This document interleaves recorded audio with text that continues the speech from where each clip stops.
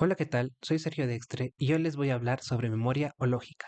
No sé si se han dado cuenta de cuando están estudiando un tema, existen tantos datos, tantas cifras para memorizar, tantas palabras por memorizar que muchas veces llegan a confundirnos si es que tal patología tiene tal valor de laboratorio elevada y la otra tiene disminuida, cuál era la que estaba elevada, cuál estaba disminuida.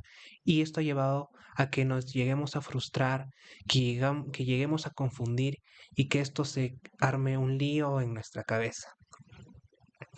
Sé que al momento de estudiar no todo se basa en memoria, sino también tenemos que ponerle un toque de lógica. Y es aquí, en este video, donde hablaremos sobre este método.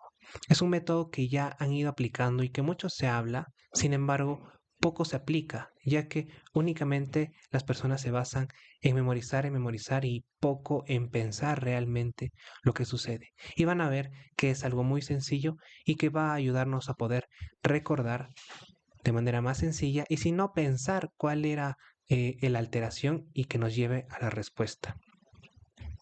Así que comencemos. Sé que al momento de estudiar sobre insuficiencia renal aguda, nos hemos encontrado frente a este cuadro para poder diferenciar si la alteración es prerrenal o si ya es de manera intrínseca o también llamada renal. En el caso de la insuficiencia renal aguda de tipo renal, hemos visto estos valores que son muy contrastados a los valores de la insuficiencia renal intrínseca. Sin embargo, únicamente nos hemos basado en memorizar, bueno, la osmolaridad en este lado está elevada y en este lado está disminuida. ¿Por qué? No lo sé, solo lo he memorizado. O tal vez el FENA acá es menos de uno y acá es más de uno, porque, bueno, menos me hace recordar a que está antes y si es más de uno está después. Sin embargo, no hemos eh, encontrado la lógica o la razón. Y cuando lleguemos al momento de un examen, cuando lleguemos a un momento decisivo donde tengamos que tomar decisiones de acuerdo a estos valores, no vamos a poder responder. Entonces, para no únicamente memorizar datos a lo loco y utilizar la lógica, vengo a explicarles cómo es que aplicamos la lógica a esta tabla. Si recordamos, la mayoría de nosotros hemos escuchado del sistema renina-angiotensina-aldosterona, desde histología hasta cuando llevamos cardiología. Este es un sistema que que se encuentra a nivel renal, en el que empieza a nivel de la mácula densa. La mácula densa son células diferenciadas a nivel del túbulo contorneado distal. Estas células van a sensar cantidades de sodio principalmente, y si es que hay un déficit de sodio, es decir, como hemos sabido, el sodio se relaciona íntimamente a la cantidad de líquido que puede existir. Entonces, si hay poco sodio, esta mácula densa lo va a sensar, lo que va a llevar a que se inicie este sistema renina-angiotensina-aldosterona, que no es el tema de hoy, pero solo un recordaris que va a llevar a la síntesis final de angiotensina 2, la que va a estimular la secreción de aldosterona en la glándula suprarrenal y a la secreción de la hormona antidiurética a nivel de de la hipófisis posterior o también llamada pituitaria posterior. Entonces, ¿qué efectos tienen cuando se sintetiza la aldosterona y la vasopresina o también llamada antidiurética? La aldosterona principalmente es la hormona del sodio. Va a activar canales de sodio a nivel del túbulo colector que va a permitir la reabsorción de sodio y si es que hay más sodio dentro de nuestro cuerpo va a jalar más agua y por el otro lado tenemos a la vasopresina. La vasopresina va a permitir la incorporación de acuaporinas del tipo 2 para la reabsorción de agua. De esta manera vamos a conservar el líquido, es decir, el agua, y también el sodio. Entonces, estos son mecanismos que ocurren cuando en la insuficiencia renal aguda, recordemos que las principales causas son la pérdida de volumen, ya sea hipovolemia, por sangrados, por diarreas, entre otras causas.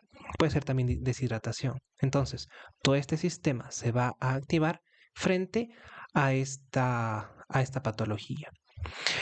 Otro efecto del que poco se habla de la hormona antidiurética o vasopresina es la incorporación de estos receptores, bueno, estos canales que van a permitir la reabsorción de la urea. Entonces, cuando la vasopresina se secreta, esta va a permitir la reabsorción de la urea del intratubular hacia el intersticio. ¿Para qué? Para permitir que acá haya una gran cantidad de moléculas osmóticas que permitan que se jale, otra vez jale, el agua por ósmosis. Entonces va a haber mayor concentraciones acá de solutos que dentro del túbulo. Esto va a permitir nuevamente que se conserve más líquido. Entonces, ¿cómo aplicamos todo lo que mencionamos para poder explicar estos valores? A continuación, me adelanté un poquito. Ya. Tenemos que la osmolaridad urinaria está elevada en la ira prerrenal. ¿Por qué? Si nos damos cuenta, está reabsorbiendo sodio y está reabsorbiendo agua. Por lo que, ¿qué va a pasar dentro del túbulo? Toda esta orina que se está formando va a estar muy concentrada, por lo que su osmolaridad va a estar incrementada. Primer punto explicado. El segundo punto, tenemos el sodio urinario. ¿Cómo va a estar? Si se está reabsorbiendo el sodio más de lo normal, obviamente dentro del túbulo va a estar disminuido. Bueno, es lógico hasta ahora. Igual, la fracción de excreción de sodio. ¿Qué tanto de sodio se está excretando? Pues poco, por eso es menos de 1, porque se está reabsorbiendo. Y el último valor, que es una relación entre el nitrógeno ureico en sangre, que es denominado BUN, sobre la creatinina, que es similar a un índice urea-creatinina. No es lo mismo, pero es similar. ¿Cómo explicamos que esté elevado?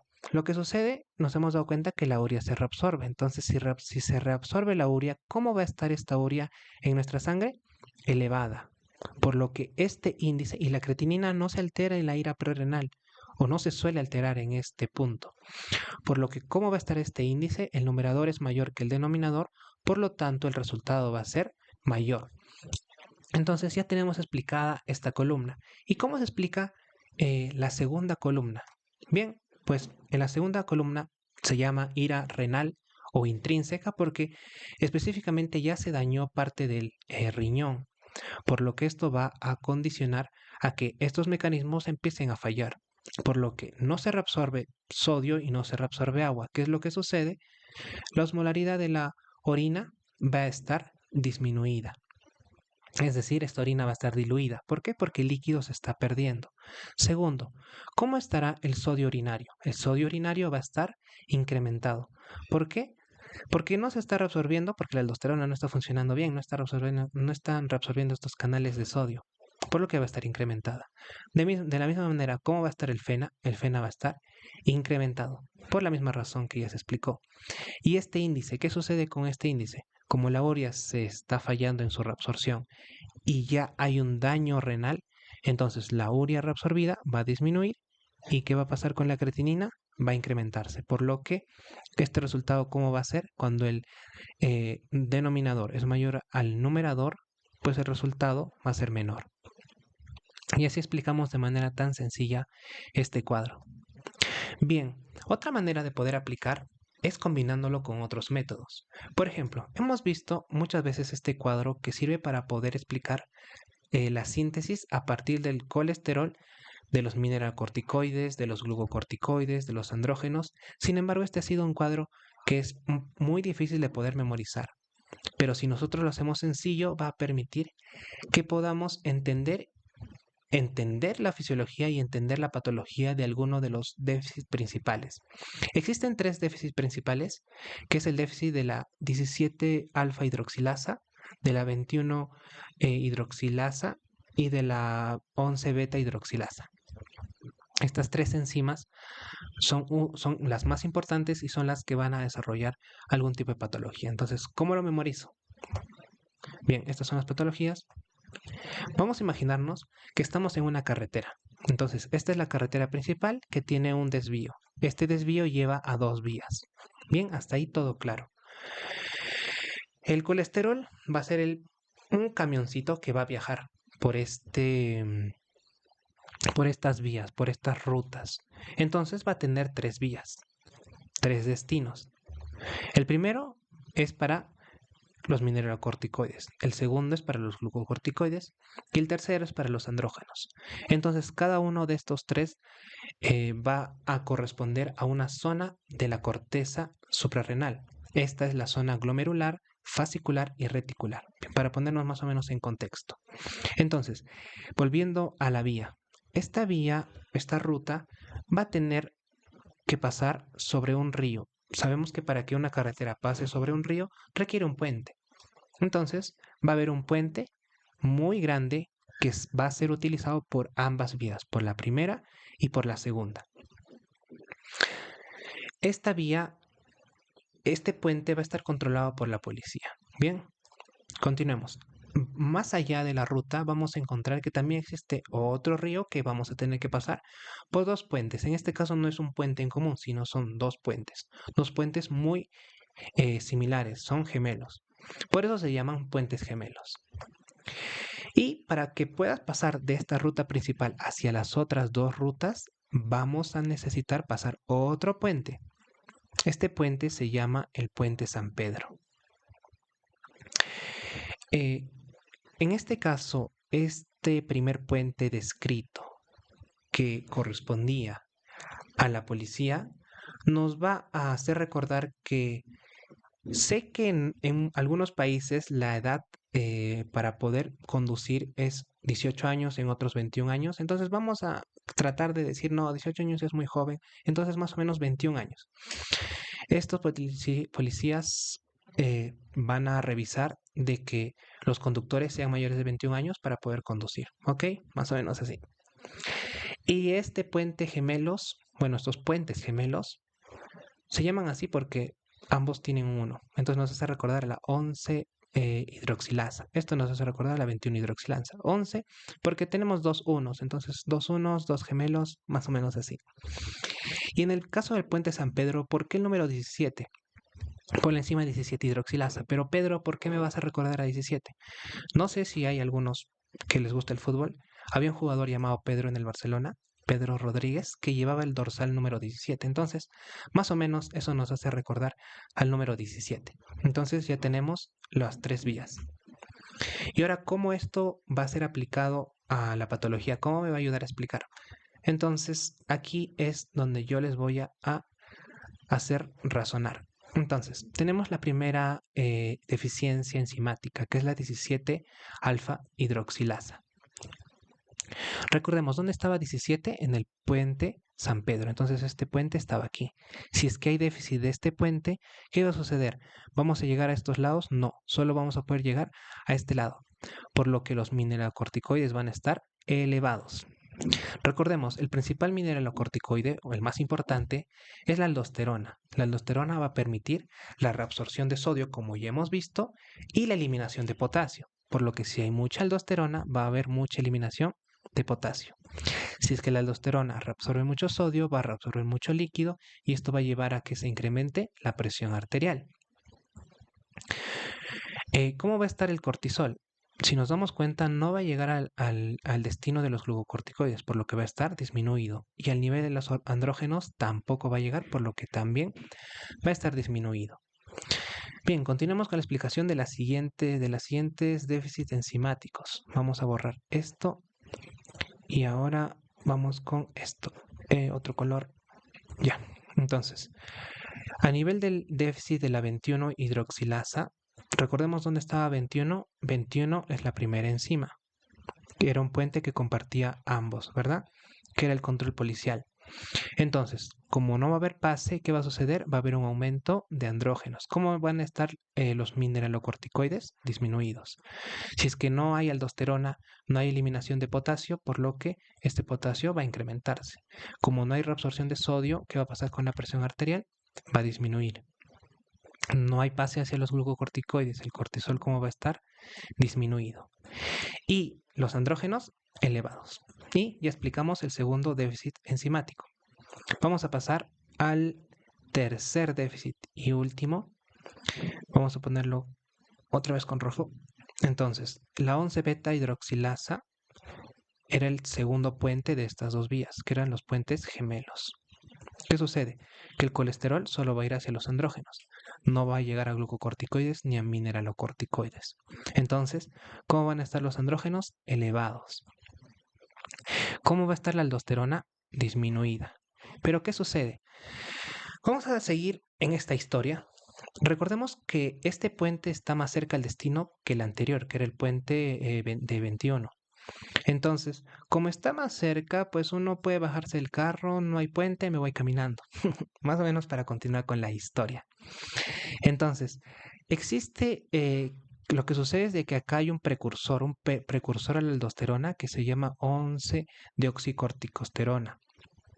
Este mineralocorticoide tiene un efecto mínimo, no es equiparable a la aldosterona, pero sí tiene efecto, por lo que va a tener efectos similares a la aldosterona. ¿Qué sucede? Va a eliminar potasio, va a aumentar la presión arterial.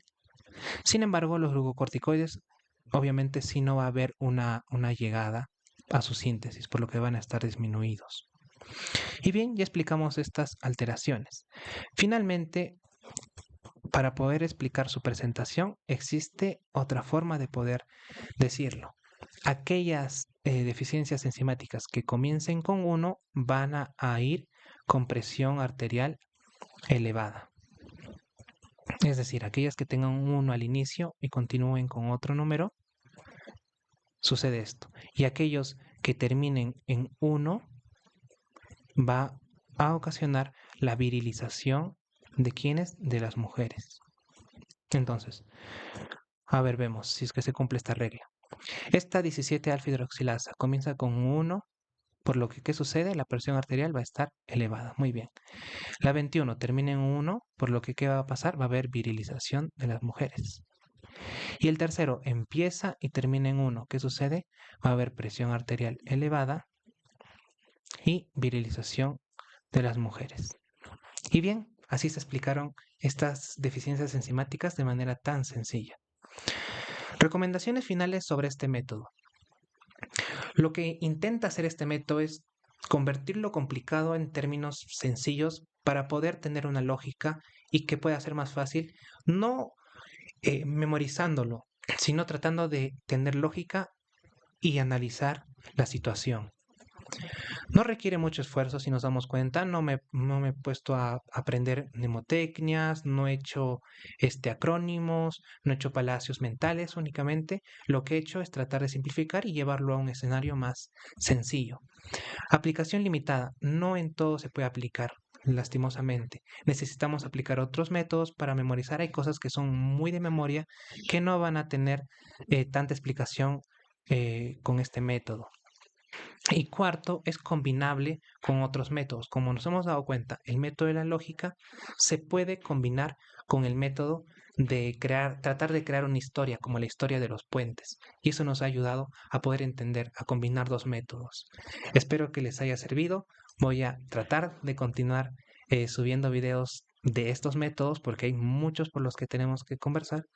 Y con este comenzamos. No se olviden de ver los anteriores videos y si es que tienen alguna duda, dejarlo en la casilla de comentarios. Nos vemos.